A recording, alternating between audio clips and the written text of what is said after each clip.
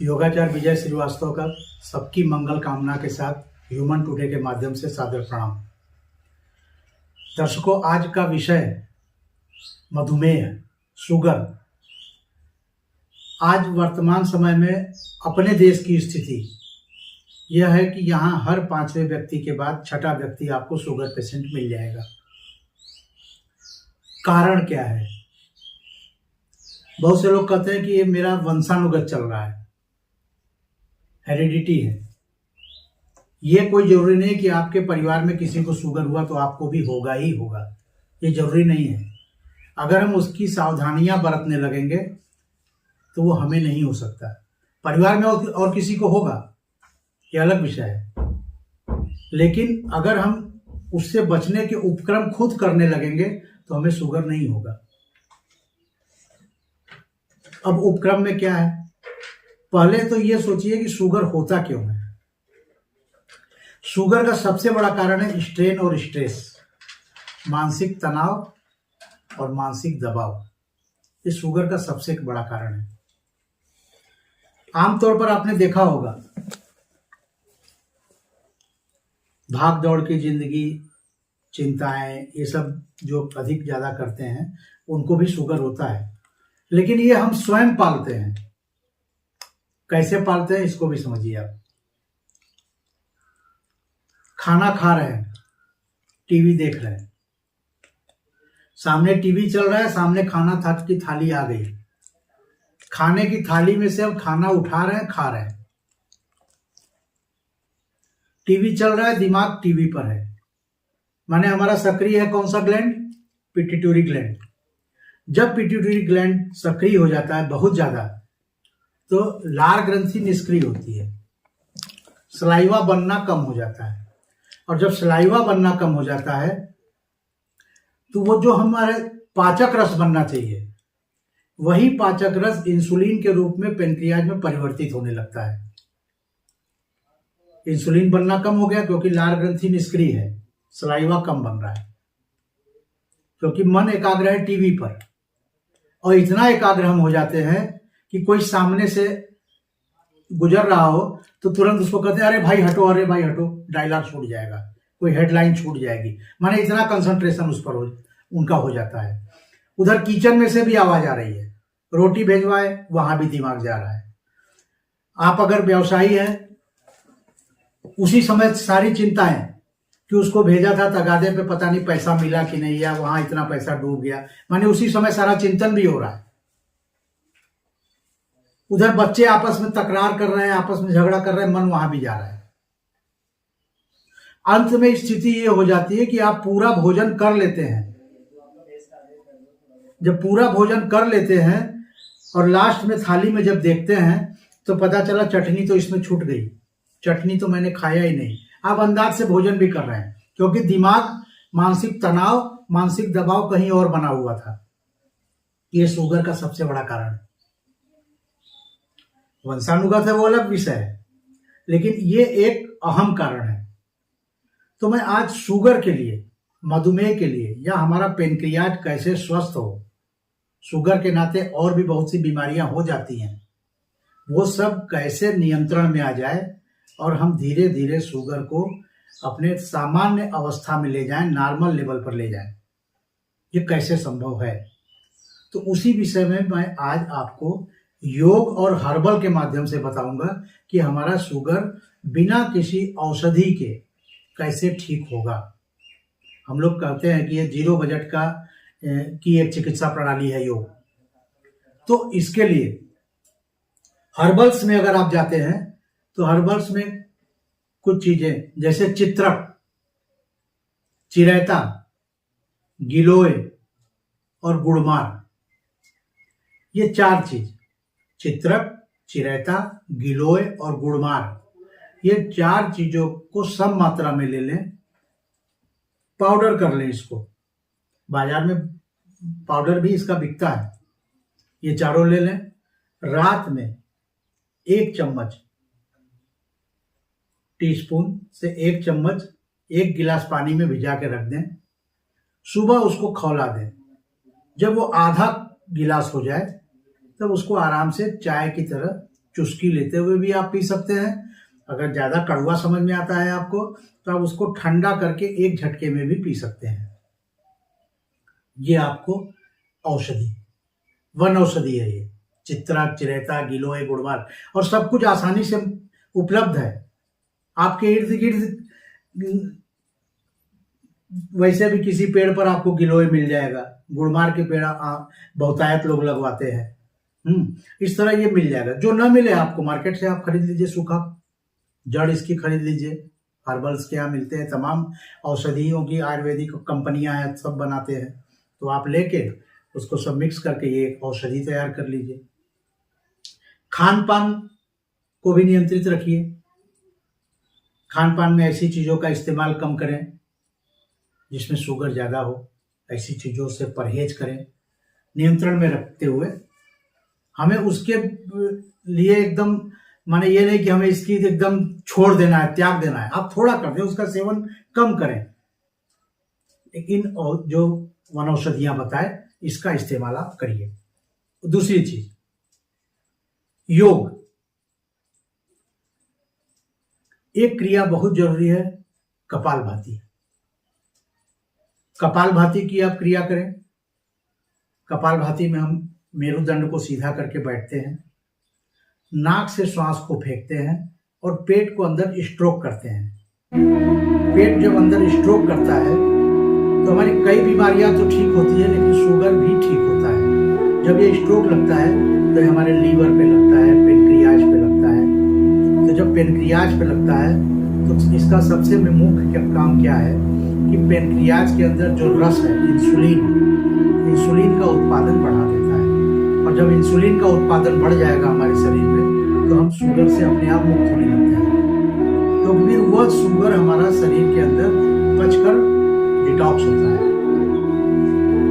क्योंकि इंसुलिन है हमारे पास। तो एक तो कपालभाति की क्रिया। कपालभाति करना कैसे है?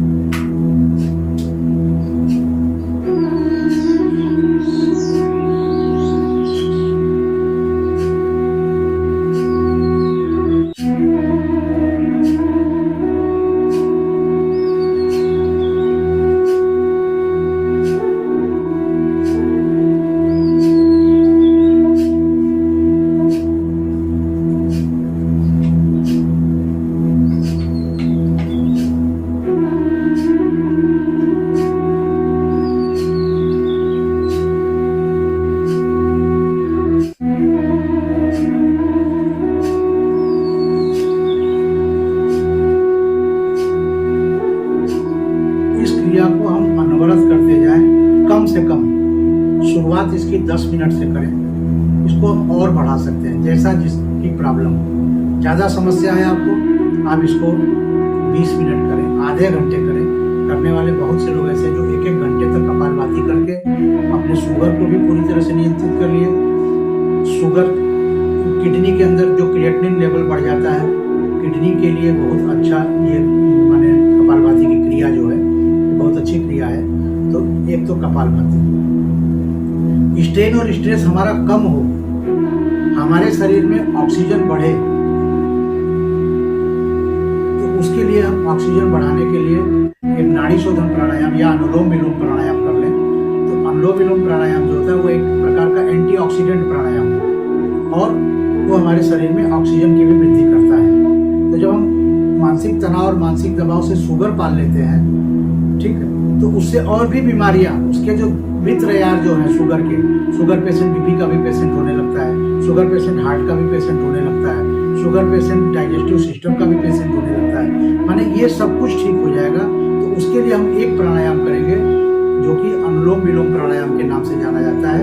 इसमें हम ब्रीथिंग करते हैं, लेफ्ट नॉस्ट्रिल से, बाईं नासिका से श्वास को अंदर खींचते हैं और दाहिनी नासिका से बिना रोके हम श्वास को बाहर निकालते हैं। फिर जिससे हमने श्वास को निकाला पुनः उसी से इनहेल करेंगे, माने श्वास को अंदर खींचेंगे और बिना कुंभक किए, बिना रोके हम पुनः श्वास को बाईं नासिका से वापस करते हैं, निकाल देते हैं, ताकि हमारा बॉडी डिटॉक्स हो। जो हमारा रक्त शर्करा है, जो खून के अंदर आया हुआ शर्करा है, वह जब हम अनुलोम विलोम करते हैं तो रक्त में आया हुआ शर्करा माने वो हमारा दुश्मन है, जो रक्त में शर्करा आया वो हमारा दुश्मन है। तो हम मित्र बनाएंगे किसको? ऑक्सीजन को। उस ऑक्सीजन को इसके माध्यम से अंदर लेंगे और उस दुष्ट शर्करा को माने शत्रु को बाहर करेंगे। वो क्रिया क्या है?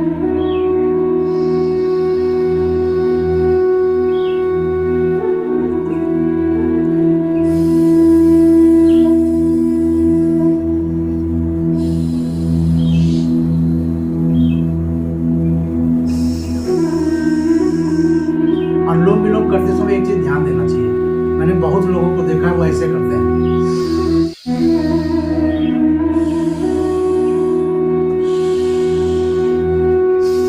क्रिया वही हो रही है, अंतर क्या है?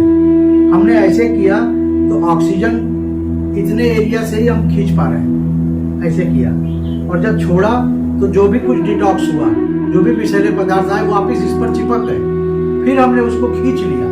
तो हो क्या रहा है? कुछ नहीं हो रहा है। जो आ रहा है वही जा रहा है, जो जा रहा है वही आ रहा है, ये बार बार हो रहा है। तो अगर हम हाथों को ऊपर करके अगर करते हैं तो हम संपूर्ण जगत का ऑक्सीजन लेने का प्रयास कर रहे हैं।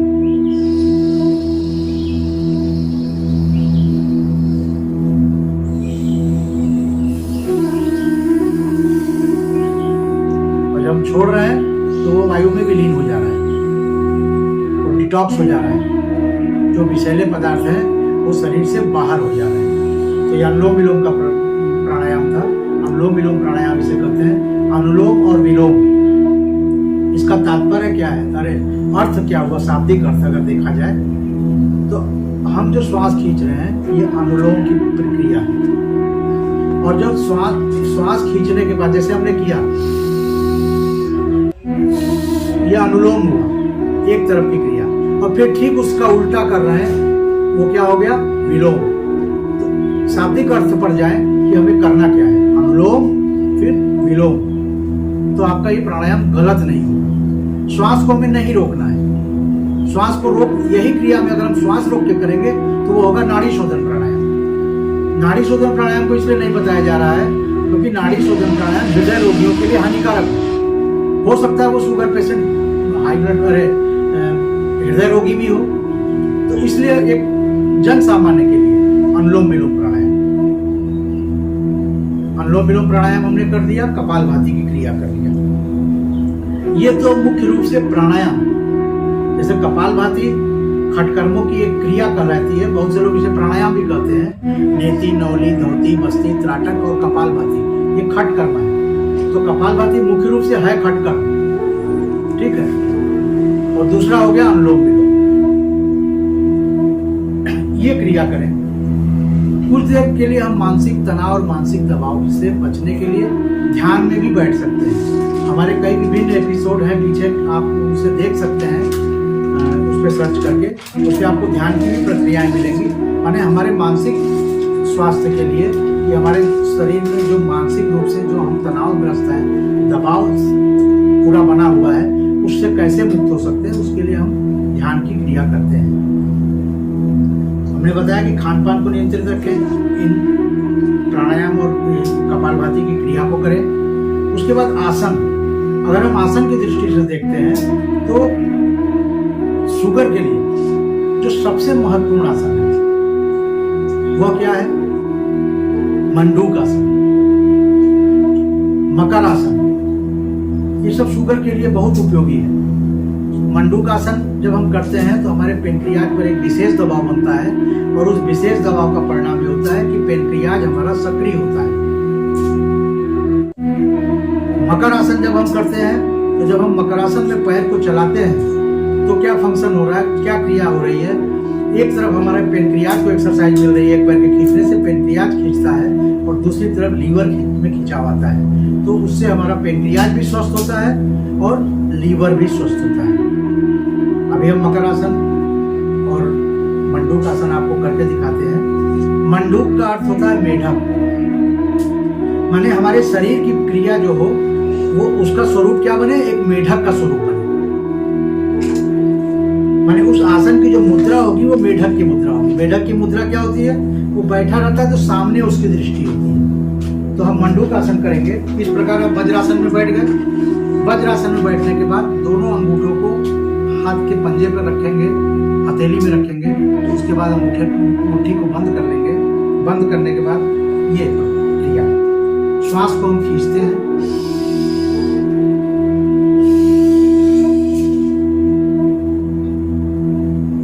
मेढक की भांति सामने देखना, पुनः श्वास खींचते हुए फिर उसी श्वास को हम छोड़ते हुए नीचे आएंगे।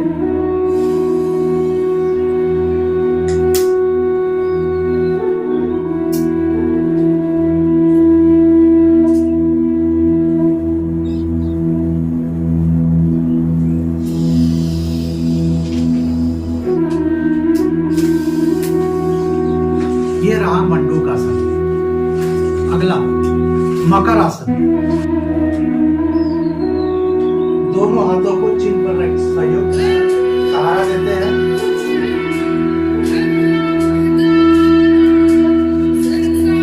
सहारा देने के बाद दोनों पैरों को क्रमशः बारी बारी से अल्टरनेट घुटनों से मोड़ते हैं।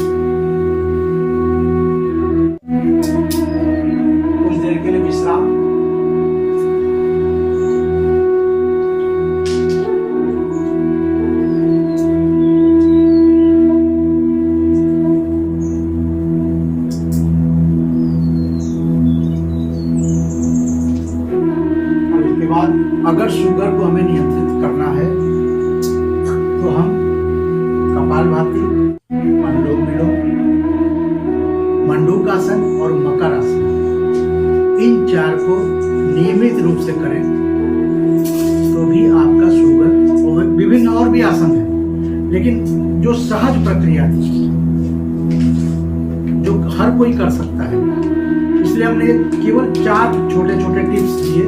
इन 4 को करना, साथ में जो वनौषधियां बताया उनका सहयोग लेना। उसके बाद प्रातःकाल टहलना। अगर हम मॉर्निंग वॉक करते हैं तेज गति से तो वो अभी शुगर की समस्या के निराकरण में एक बहुत ही महत्वपूर्ण भूमिका निभाता है। तेज गति से इसलिए कहा कि आप तेज गति से चलेंगे तो आपका हाथ ऐसे होगा। जब ये हाथ ऐसे चलेगा तो जब एक हाथ उठता है, ये हाथ उठेगा बायां, तो बाईं तरफ पेनक्रियाज है, पेनक्रियाज में खिंचाव होगा। और जब दाहिना चलेगा तो इसमें लीवर में खिंचाव आएगा। तो दोनों तरफ, दोनों ही बायां और दायां दोनों ही ऐसे शरीर के इंटरनल ऑर्गन्स हैं, अंग हैं, जिसमें एंजाइम तैयार होता है, रस। उसी रस की कमी से हम विभिन्न रोगों को पालते हैं। तो मॉर्निंग वॉक तेज गति से करें। अगर हमारे पास ऐसा समझ में आता है कि मैं जिस क्षेत्र में रहता हूँ वहाँ प्रदूषण बहुत है, जिस रास्ते से जाऊँगा वहाँ कचरा बहुत है, अगर ये समझ में आता है तो मॉर्निंग वॉक आप न करके अपने ही घर में खुले स्थान पर मार्च पास्ट जिसको कहा जाता है, कदम ताल, स्कूलों में आपने कदम ताल किया होगा, ऐसे ऐसे चलते हैं, पैर को उठाते हैं, ये कदम ताल की क्रिया। इसको आप 200 बार 300 बार जितना भी कर सकते हैं उतना करें और निश्चित ही आपको शुगर में लाभ मिलेगा। और दर्शकों को मैं धन्यवाद दूंगा, साथ साथ दर्शकों के साथ साथ ह्यूमन टुडे को धन्यवाद ज्ञापित करूंगा कि वो जनहित में ये जो पुनीत कार्य कर रहे हैं, इसके लिए ह्यूमन टुडे परिवार के साथ मेरी पूरी शुभकामनाएं हैं और धन्यवाद के पात्र हैं। दर्शकों से एक निवेदन मैं करूंगा। एक कहावत आपने सुना होगा, परहित सहित धर्म नहीं, माने दूसरों के हित से बड़ा कोई धर्म नहीं।